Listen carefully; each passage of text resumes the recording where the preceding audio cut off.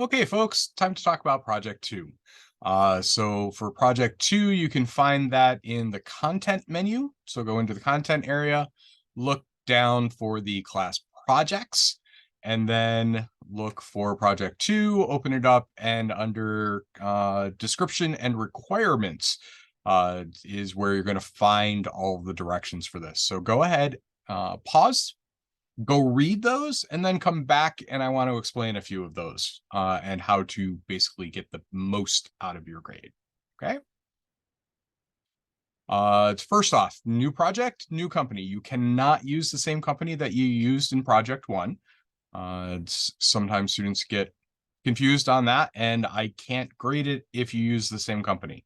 All right, so make sure that you're choosing a new company, and it's the weirder the better. It's I get a lot of um Target, I get a lot of Walmart, I get tons of um Starbucks and Nike, and unless you think you've got a really good issue in section 2, um see if you can find something a little more interesting. Okay, there's lots of companies out there, there's lots of companies who have done things both good and bad, so find something unique, right? So section 1 is your company analysis. It's largely the same as the company analysis, where they are, where they're from. You can probably get away with one slide on this, maybe two, right? We don't need a whole lot. We'll talk about slide design a little later, and that can help you out with that, right? Section 2 is a fairly big section. It's a description of some sort of influence that this company has used social media for. This could range from a positive use of social media where they have done something that you think is really good. It could be them responding to something, right? It's some sort of issue with the company. Lots of you identified those sorts of things in Project 1. But again, you have to use a new company. And it's what they did. Now, this is a great place actually to use some images. Don't just write down a couple of words and maybe talk about it for a minute in your narration, but actually, it shows some images. Put some images up of things that actually showed up on social media. For a lot of these stories, you can find them either still on the company's social media or website, or you can find it in articles about what they did, right? It's examples of tweets, examples of Facebook posts, all that sort of stuff. Okay, so that's going to be most of your section 2. You should probably have at least 3 to 4 slides here, just to make sure that you cover all of that section. Section 3 is the big one, right? It's the analysis. And one of the big things here is make sure you come down and actually say whether you think what the company did was actually good or bad, or resulted in something good or bad, or both, right? It's because very rarely is anything entirely one side or the other, but it's whatever you talk about and whichever way you lean on that, make sure you back it up with the whys, right? It's what are the examples that show it was positive or successful. And again, we aren't talking about issues here of marketing a product. We are talking about kind of bigger issues, right? It's marketing something completely new, like the company's doing something, it's entirely different. A shoe company starting to sell clothes or something like that. That could be okay, but it's Nike putting out a new pair of shoes, probably not anything terribly exciting there. Unless you go back and kind of do the original kind of Air Jordan thing that put Nike, right? It's catapulted Nike ahead. We've got a big movie coming out about that right now. So anyway, it's otherwise, yeah, it's stick to it. Was it successful? Wasn't it? Was it positive or negative? And that should kind of take up your analysis. That should be probably 4 to 6 slides, right? Altogether, you need 10 slides. Okay. I stop reading after 15. So make sure you've made any point that you want by 15. I won't take off points for you going over, but I'm probably not going to look at them much longer than that. Okay. If the slide requirements say 10 to 15.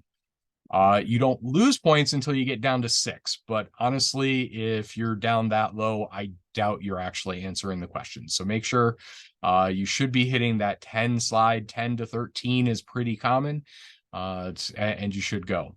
Sources, make sure you're watching your source count, right? It's 1, 1, and 2. It's just like the first one, I believe. And so we want to make sure that you get your sources in. You should have a slide at the very end after your question slide that lists out your sources, and your sources should be listed either on your slide or in your narration. Okay, just like you were citing it in a paper. So make sure you're doing that. Okay.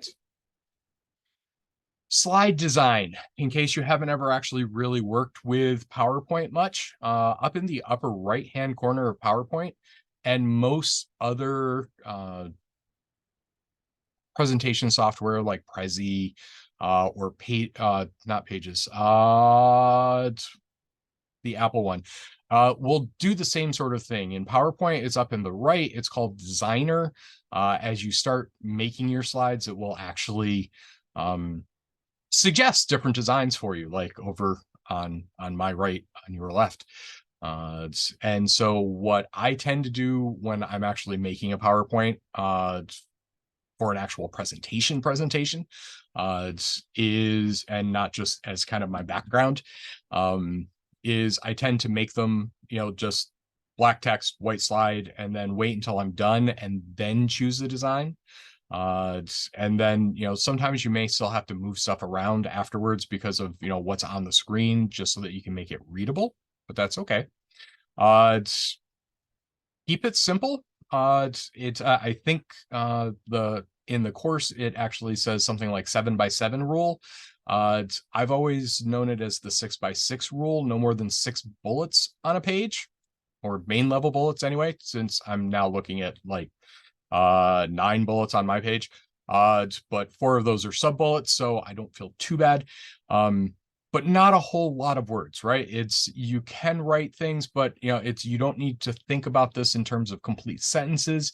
What is on the screen, what's on the slide should only be there to catch people's attention.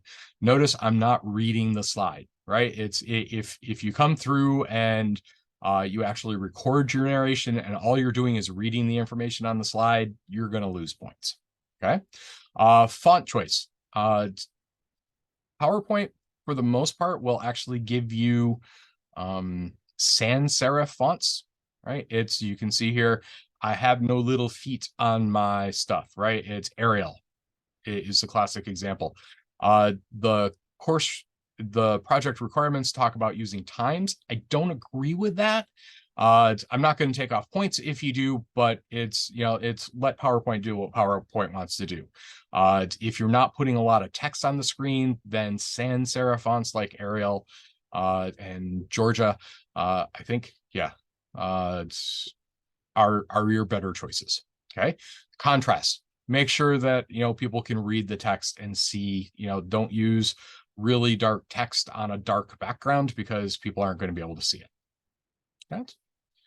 Your narration is what you're going to say, right? Or what you would be saying if we were actually face to face. When I do this in a hybrid format, I actually have people come in and present live in class, right? There's more interactivity. It's more fun, right? It's at least for me. And speaking in front of other people is a good skill to learn. So, but because we're not, it's a lot easier. Your files stay smaller to actually do your narration in the notes area of the PowerPoint. So the very bottom, there's a notes there. And if you click on that, or if you click and drag up, then you'll have an area that'll say click to add notes, and you can click there and you can type. And what you want to do is basically just type out whatever you would want to say or whatever extra information, right? It's so if your bullet is something about increased earnings or, it's increased sales or something like that, then down in the narration, you want to say, how much did sales increase, right? It's that specificity, those specifics in those examples, right? It's how much did sales increase? How much did profits rise?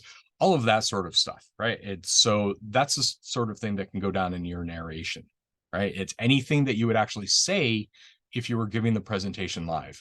The advantage is that you don't have to remember it. You don't have to put it on note cards or anything. You just put it right there in the notes. Right? If you really, really want to, if it's something you like to do and you want to record yourself actually doing the presentation, it's maybe like this, right? I'm just in a Zoom meeting right now, recording with a PowerPoint as my background. That's all. So it's not necessarily hard, if you do some streaming, right? It's OBS or something like that. Want to record yourself, by all means, go ahead. But it's really, I tend to like you to put stuff in the notes. Right?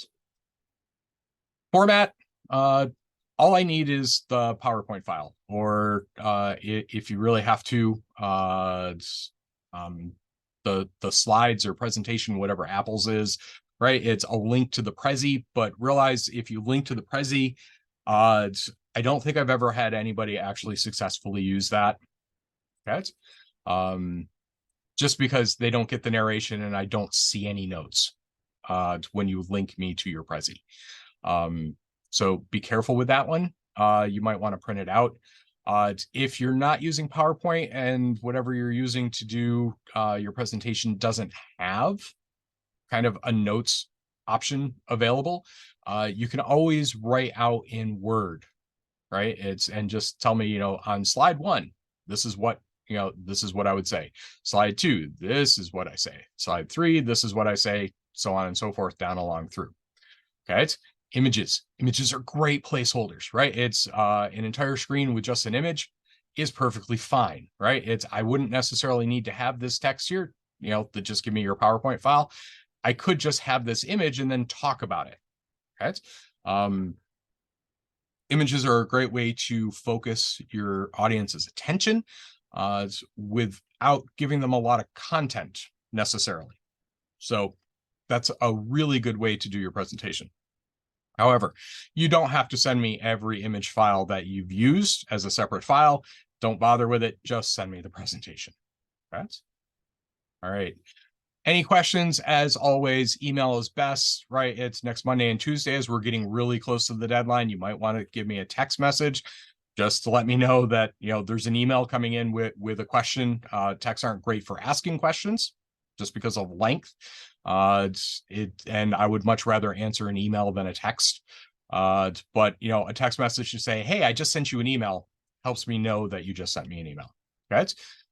Remember, try to let me know of any issues that are coming up that might interfere with you turning your project in on time before they make you late, right? It's a lot easier for us to figure out what to do with it if you tell me ahead of time, right? And, kind of lastly, just how cool a company and how cool an issue can you find to present on, right? Thank you much, and I hope this helps with project 2.